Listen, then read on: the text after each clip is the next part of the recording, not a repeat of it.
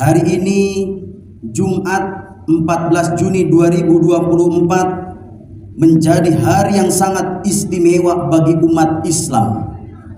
Karena hari ini berkumpulnya umat Islam sedunia di Makkatul Mukarramah dan Madinatul Munawwarah. Karena pada hari ini menjadikan umat Islam melaksanakan rukun Islam yang kelima. Karena pada hari ini Jumat 7 Dzulhijjah 1445 Hijriah.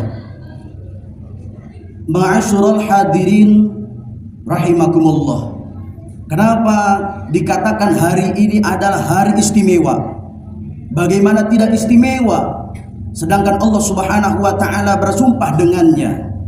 Kita lihat Al-Qur'an surah Al-Fajr di mana Allah Subhanahu wa taala menyatakan sumpahnya wal fajri walayalin ashr, demi waktu fajar dan demi waktu 10 hari dan malam hari. Ma'asyiral hadirin rahimakumullah. Sekalipun para alimil ulama tafsir daripada Al-Qur'anul Karim berbeda pendapat tentang tafsir daripada dua ayat ini.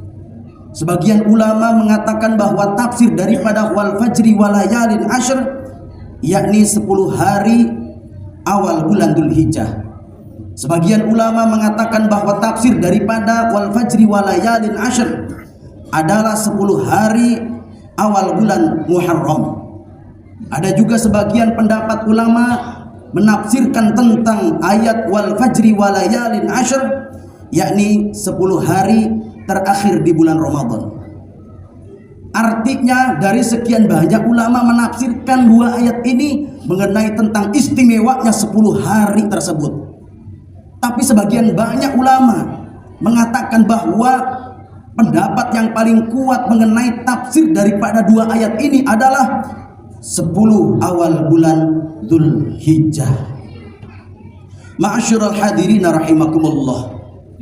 Saking istimewanya hari ini adalah sampai Allah Subhanahu wa taala bersumpah dengannya. Artinya ada sebuah amalan yang harus kita lakukan yang sehingga hari tersebut bisa menjadi istimewa bagi kita. Lalu apa yang harus kita lakukan di 10 Dzulhijjah ini? Sebagaimana baginda Nabi kita Muhammad SAW memerintahkan kepada kita semua, ada 3 amalan yang harus kita lakukan pada awal bulan Dzulhijjah. Pertama, haji. Tapi tentunya kita pada saat ini belum ditakdirkan oleh Allah Subhanahu wa taala untuk menjadi peserta haji. Sehingga kita pada saat ini hanya bisa berdoa kepada Allah Subhanahu wa taala. Semoga saudara-saudara muslimin muslimat yang sedang berjuang melaksanakan ibadah hajinya, semoga mereka diberikan kekuatan, keamanan, kenyamanan yang sehingga mereka pulang ke negerinya masing-masing, ke kotanya masing-masing, ke kampung halamannya masing-masing, membawa haji yang mabrur. Amin ya rabbal alamin. Ma'asyiral hadirin rahimakumullah. Lalu amalan apa yang harus kita lakukan di awal bulan Dzulhijjah ini? Kedua adalah puasa. Sebagaimana baginda Nabi kita Muhammad SAW mengatakan, saumu yaumit tarwiyah kafaratu sanatin. Orang yang berpuasa di hari ke-8 bulan Dzulhijjah, maka itu akan menjadi sebuah kiparat dosa. Kita punya dosa 1 tahun yang lalu, kita punya dosa 1 tahun yang akan datang, akan diampuni oleh Allah Subhanahu wa taala dengan sebab kita berpuasa di hari ke-8 di bulan Dzulhijjah. Bahkan baginda Nabi kita Muhammad SAW pun mengatakan kembali, wa saumu yaumi arfah kafaratu sanatain. Orang yang berpuasa di hari ke-9 bulan Dzulhijjah, maka itu akan menjadi kiparat.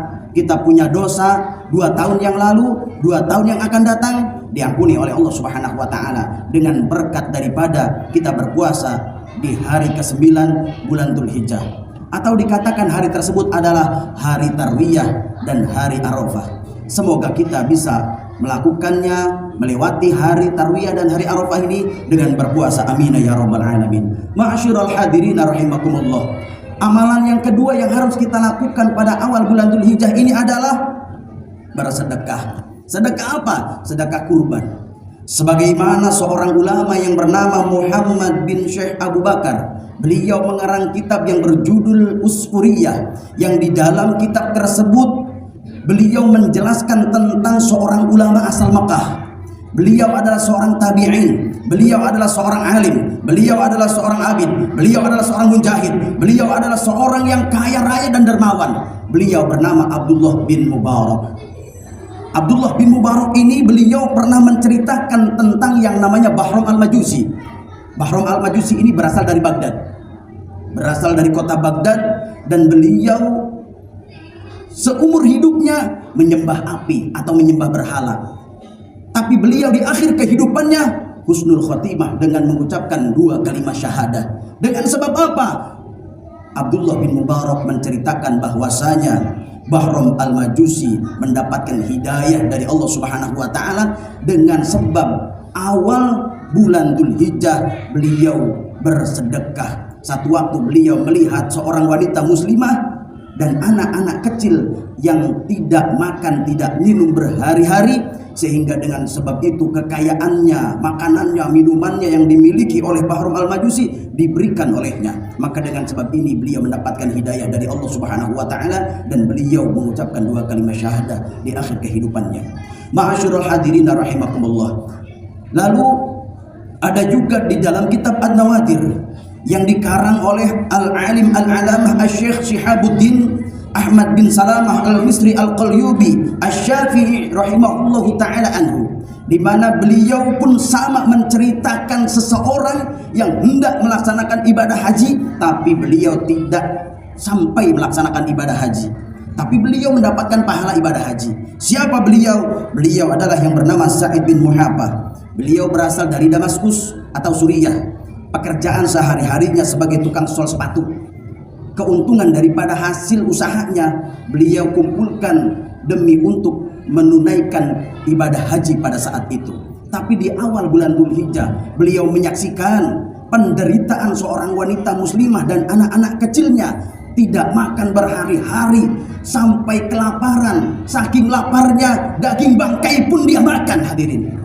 Sehingga dengan sebab ini perbekalan yang namanya Sa'id bin Muhabbah ini dia berikan. Beliau mengatakan, ini hajiku, ini ibadahku, ini baitullahku. Sehingga beliau tidak bisa melaksanakan ibadah haji. Tapi Abdullah bin Mubarak beliau mengatakan bahwa Sa'id bin Muhabbah berasal dari Damaskus ini adalah seorang yang sekalipun tidak melaksanakan ibadah haji, tapi beliau mendapatkan limpahan pahala haji dari Allah Subhanahu wa taala. Ma'asyiral hadirin rahimakumullah. Bahkan di dalam kitab Mishkatul Anwar, di dalam kitab ini diceritakan ada seorang nabi yang bernama Ibrahim alaihi salatu wasalam. Nabi Ibrahim alaihi salatu wasalam ini setiap kali datang awal bulan Dzulhijjah, beliau tidak lewatkan, terutama di 10 hari bulan Dzulhijjah.